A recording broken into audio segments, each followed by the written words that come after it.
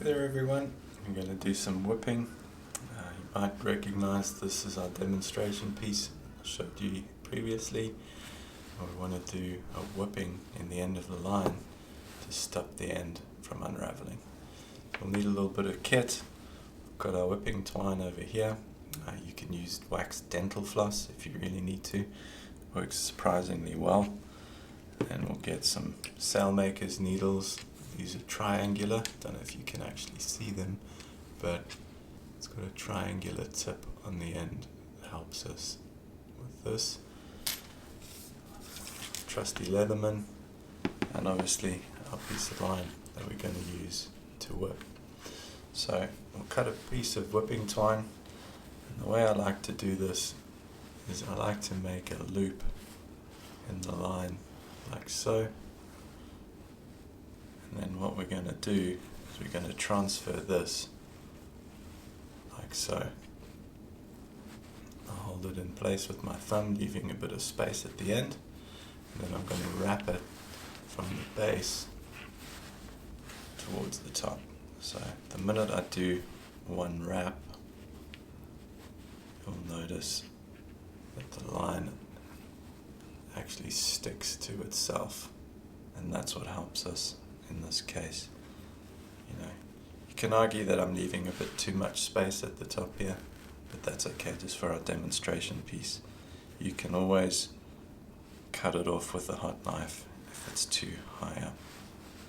Right, so we're just going to wrap it around like so, making sure that we don't get any overwinds. Just neaten that up a bit. There we go. So I'm wrapping it up. This can be a little bit tricky, as you see, starting to shift slightly, but don't worry too much about that. The whipping twine will stick eventually. So I'm trying to put a bit of tension on it and get it all lined up so I don't have any overwinds. If you do have a little space like that, you can actually just push it back down with your finger and you carry on whipping towards the top.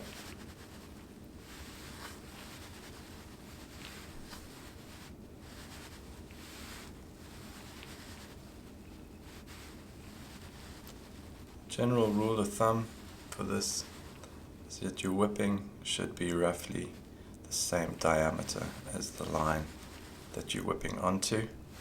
So in this case, this is a 12mm line, so we'll do roughly a 12mm whipping. So I'm going to go ahead and stop there. And then what you want to do is you want to take the tail, stick it through this loop at the top end of your whipping, and then pull this tail. And what you'll find is you'll actually be pulling, tying a knot behind the whipping, like so. Nice and secure. Right, then we grab our needle, thread our needle, and we can start whipping and sewing. Right, so you want to go down at approximately 90 degrees to where the line came out. So in this case, we'll go through there, flip the line over, should come out at 90 degrees on the other end. Right, so we've done one half turn. Now we'll go in here. Should come out the other end. Do two of these.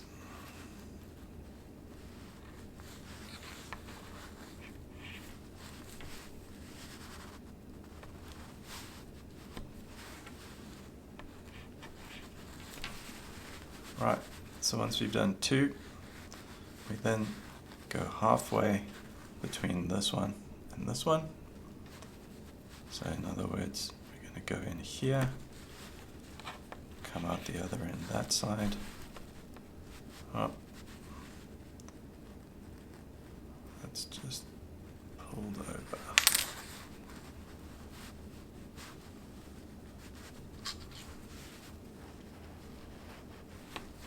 45, like so.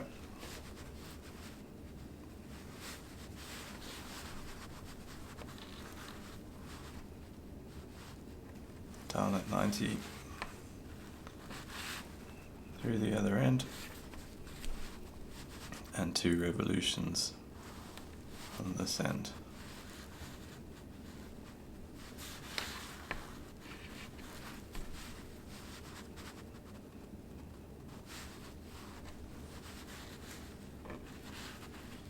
Now if you have come a little bit off center, you can backtrack like so,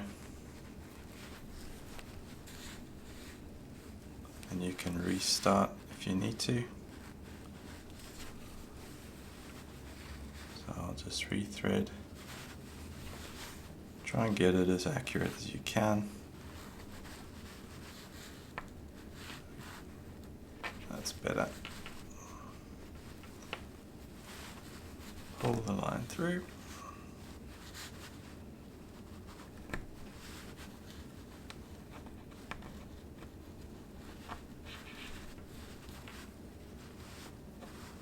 And last one.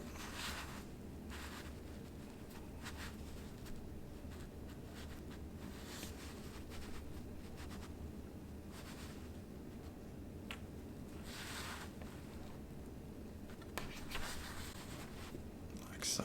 Now, to finish it off, what we'll do is take our needle and we're going to go underneath these 2 that we've just done. Don't know if you can see that. And then back through, so we're effectively doing a half hitch to secure the end. There we go, nice and tight. Get our scissors, trim that end. You can get a lighter, melt those down, and then you notice I left a bit of space at the top here. We can get our hot knife and actually trim the end off like that. Once you've done it, you'll have a sharp edge. I like to use the hot knife to round off the sharp edge. There you go.